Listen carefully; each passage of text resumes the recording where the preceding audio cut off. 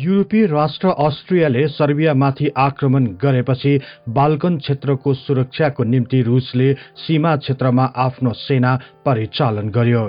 जर्मनीले रुसी सेनाको अग्रतालाई रोक्न रुसलाई पछि हट्न 12 घण्टाको समय अवधि तोके। रुसले सो चेतावनीलाई व्यवस्था गरेको हुनाले सन् 1914 अगस्त 1 तारिकको दिन जर्मनीले रुस विरुद्ध युद्धको घोषणा गर्यो। रुसको सहयोगको लागि फ्रान्स पनि अघि बढ्ने विचार गरी जर्मनीले फ्रान्स विरुद्ध पनि युद्धको घोषणा गर्यो। फ्रान्स विरुद्ध आक्रमण गर्न जर्मनीले बेल्जियमको भूमि प्रयोग गर्न अनुमति माग्यो, तर बेल्जियमले जर्मनीको अनुरोधलाई अस्वीकार गरिदियो।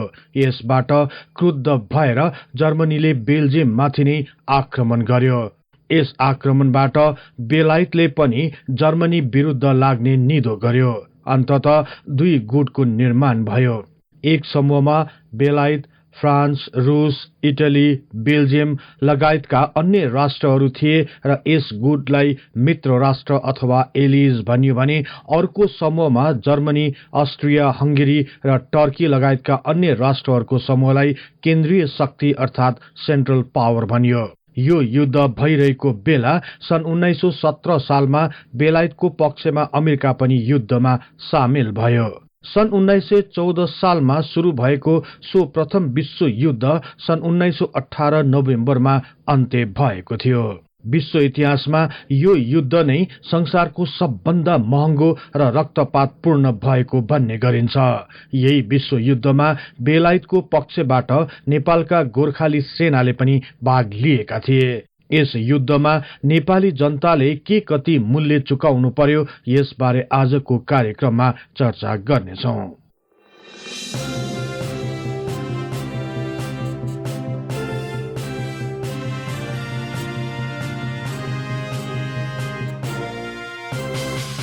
सन् 1914 ताका पहिलो विश्व युद्ध सुरु भएपछि बेलायत लगायतका मित्र राष्ट्रको समूहले चारैतिर हारको सामना गरिरहेका थिए। बेलायतले आफू विरुद्ध भएको युद्धलाई सफलताका साथ प्रतिरोध गर्न चाहन्थ्यो, तर उनीहरूसँग पर्याप्त लडाकुहरू नभएकाले सोचे जस्तो हुन सकिरहेको थिएन।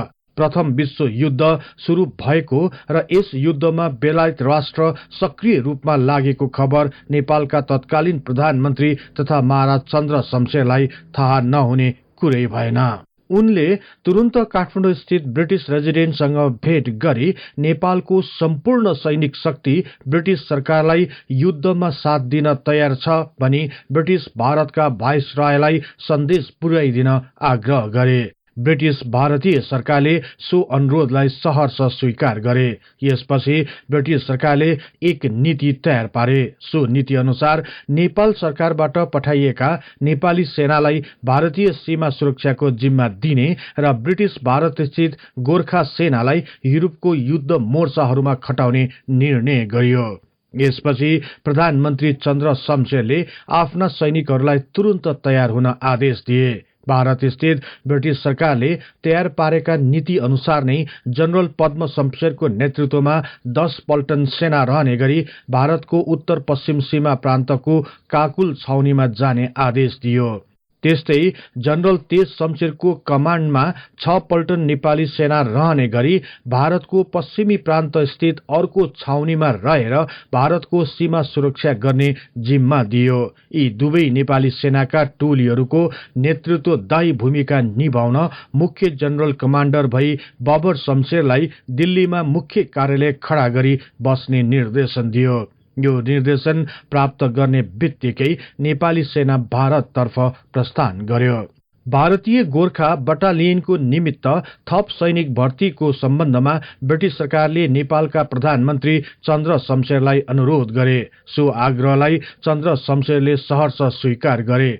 नेपाली युवाहरू विदेश जान पाउने, फर्कने बेला प्रशस्तै पैसा पनि पाउने र गएकालाई नेपाल सरकारले बस्ने भूमि पनि प्रदान गर्ने लोभ देखाइयो।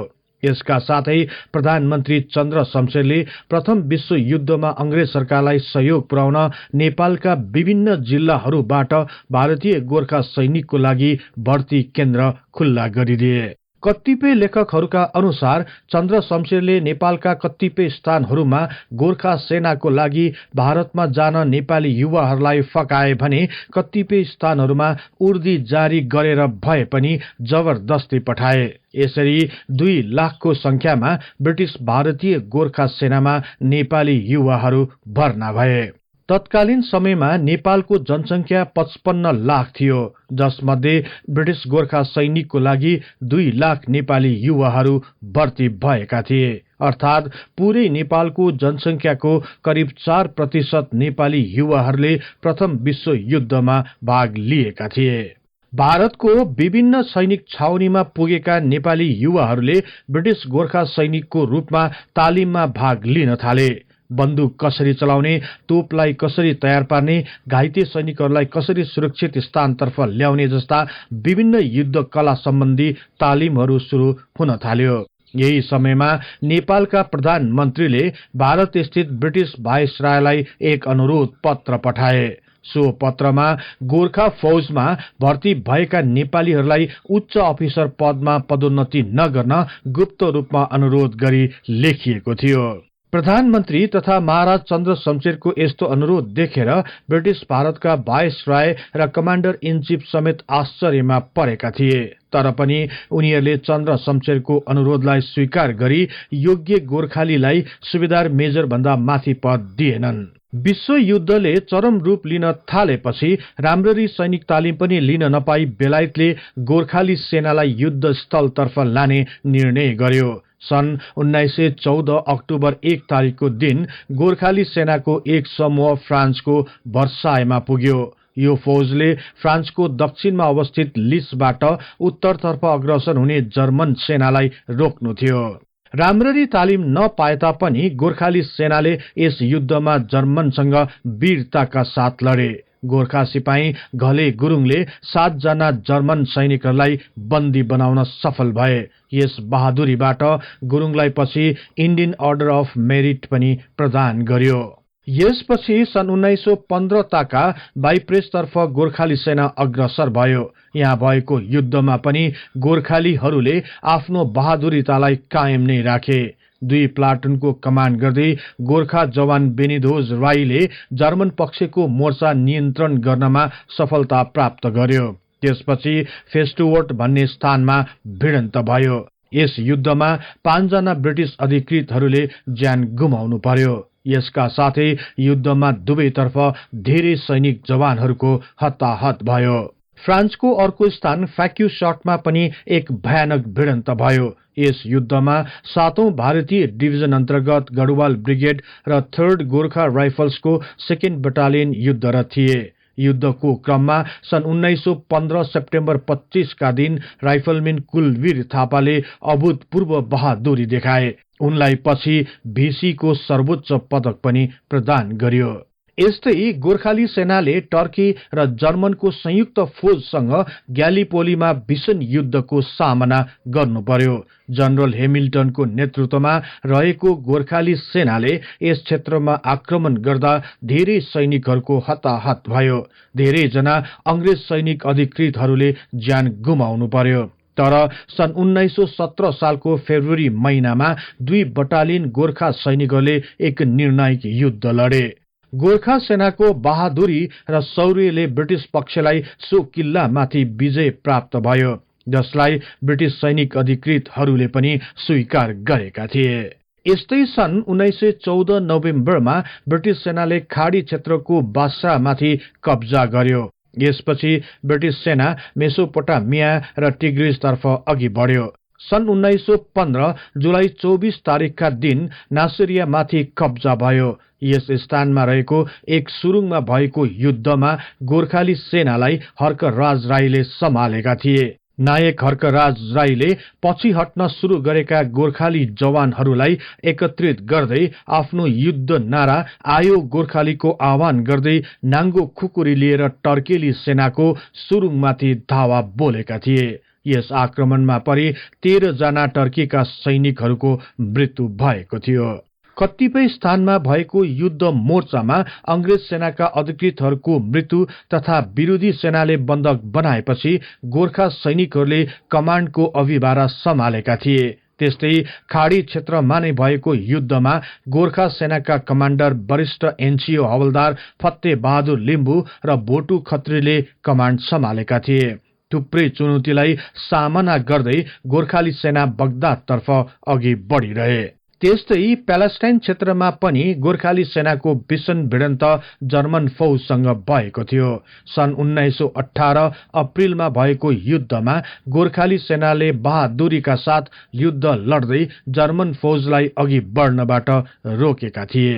यही मोर्चामा एकजना गोर्खा राइफलम्यान कर्ण बहादुर राणाको वीरतालाई प्रशंसा गर्दै सर्वोच्च पदक भिसी प्राप्त गर्न सफल भएका थिए। यस प्रकार प्रथम विश्व युद्धमा गोर्खाली सेनाले आफ्नो वीरता र बहादुरीतालाई संसारभरि फैलाएका थिए। यस युद्धमा गोर्खाली सेना 2 जनाले भिसी पदक प्राप्त गर्न पनि सफल भएका थिए। तर यस युद्धमा गोर्खाली सेनाको क्षति बारे भने तथ्य र स्पष्ट जानकारी प्राप्त गर्न सकिएको छैन। यस युद्धमा 2 लाख गोर्खालीहरूको सहभागी भएको तथ्य जानकारी प्राप्त भए तापनि कति संख्यामा मृत्यु भए र कति बेपत्ता भए यसबारे अझै पनि अन्योल नै रहेको छ। कतिपय लेखकहरूले 24,000 भन्दा बढी मरे वा बेपत्ता भएको उल्लेख गरेका छन् भने कतिपयले 55,000 भन्दा बढी नै गोर्खाली सैनिकहरूको हताहत तथा बेपत्ता भएको बताउँछन्। यस बारेको आधिकारिक तथ्याङ्कको लागि ब्रिटिस पक्षकै भर पर्नु बाहेक अर्को विकल्प नै नरहेकोले जे जति तथ्याङ्कहरू प्राप्त भएका छन् ती तथ्याङ्क तथा स्रोतहरूलाई विश्वास नै गरिहाल्नुपर्ने कुनै आधार देखिँदैन। पछिल्लो पटक प्रकाशमा ल्याइएका ब्रिटेनका आधिकारिक स्रोतहरूले यस युद्धमा 20,000 को क्षति भएको देखाएको छ। तर उक्त तथ्याङ्कमा बेपत्ता भएका अंगभंग भएका गोर्खालीहरूको कुनै लेखाजोखा दिएको छैन। युद्धताका घाइते भएका गोर्खाली सैनिकहरू फ्रान्स, बेलायत र भारतका विभिन्न अस्पतालहरूमा भरिभराउ भएका थिए भनी त्यस बेलाका सिपाहीहरूले भन्ने गरेका थिए भनी कतिपय लेखकहरूले उल्लेख गरेका छन्। युद्ध मोर्चामा घाइते भएका गोर्खाली सिपाहीहरूलाई अस्पतालमा उपचारपछि निको भएमा पुनः युद्ध मैदानमा लगिने गरिन्थ्यो भने अंगभंग भएका सिपाहीहरूलाई भने भारत हुँदै नेपालतिर फर्काइन्थ्यो। एकपल्ट भारतमा उपचार गरिरहेका गोर्खाली सैनिकहरूको अवस्था बुझ्न दिल्लीमा कार्यरत तत्कालीन जनरल बबर शमशेरले अस्पताल गई निरीक्षण गरेका थिए। उनका अनुसार उक्त अस्पतालमा भर्ना भएका 117 जना घाइते गोर्खाली सैनिकहरूसँग कुराकानी गरेका थिए। घाइतेहरू मध्ये धेरैको हिउँले खुट्टा र हातका औंलाहरू चुडिएका, कैयौंका नाकको हड्डी छेद विच्छेद भएका, आँखाका नानीहरू बाहिर निस्की झुन्डिरहेका, घुँडामा गोली लागि ठूलै प्वाल परेका, ढाड भाँचिएका र कतिपय त चिन्न नसकिने गरी अनुहार र शरीरका भागहरू अलग थलग भएका थिए। यस्तो दृश्यबाट त्रस्त भएका जनरल बबर शमशेरले लेखेका थिए, त्यस्तो हालतमा पनि जीवनसँग आत्मा कसरी जोडिरहन सकेको होला। यसरी सन् 1916 जनवरी महिनाबाट नै अपाङ्ग र असह्य भए तापनि केही स्वस्थ भएका गोर्खाली सिपाहीहरू नेपाल फर्केका र ती सिपाहीहरूले युद्धको त्रासदी र विनाशको कथा व्यथा सुनाउने गरेका धेरै उदाहरणहरू सो समयमा सुन्ने गरिन्थ्यो। ती मध्ये धेरैले नेपालमा पनि कठिन जीवन गुजार्न बाध्य हुनु पर्यो। यस प्रकार प्रथम विश्व युद्धमा गोर्खाली सिपाहीहरूले बेलायतको पक्षबाट वीरताका साथ युद्ध लडेको तथ्यलाई नकार्न सकिन्न। तर सो युद्धमा वीरगति प्राप्त गर्ने र बेपत्ता भएका हरेक गोर्खाली सैनिकहरूको सही तथ्याङ्क प्रस्तुत नभएकोमा भने गोर्खाली सेनाहरूले देखाएको उदारताको उपहास भएको छ। त्यसैले कतिपय इतिहासकारहरूले भन्ने गरेका छन्, हरेक नेपालीहरूले पनि गोर्खाली सेनाले देखाएको अद्वितीय वीरतालाई सम्झे पनि अंगभंग भई जीवन मरणको दोसातमा बाँचेका घाइते सिपाहीहरूलाई भने बिर्सेको छ।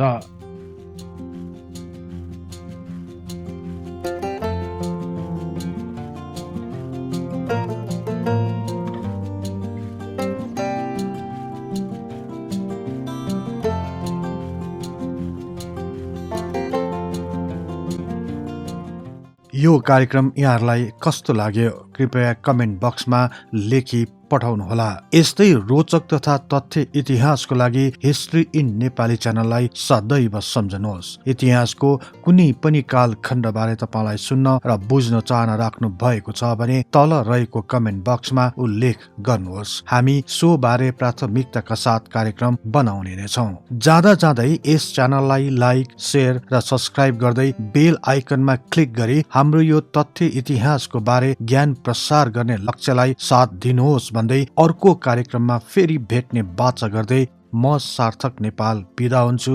हवस् त, नमस्कार।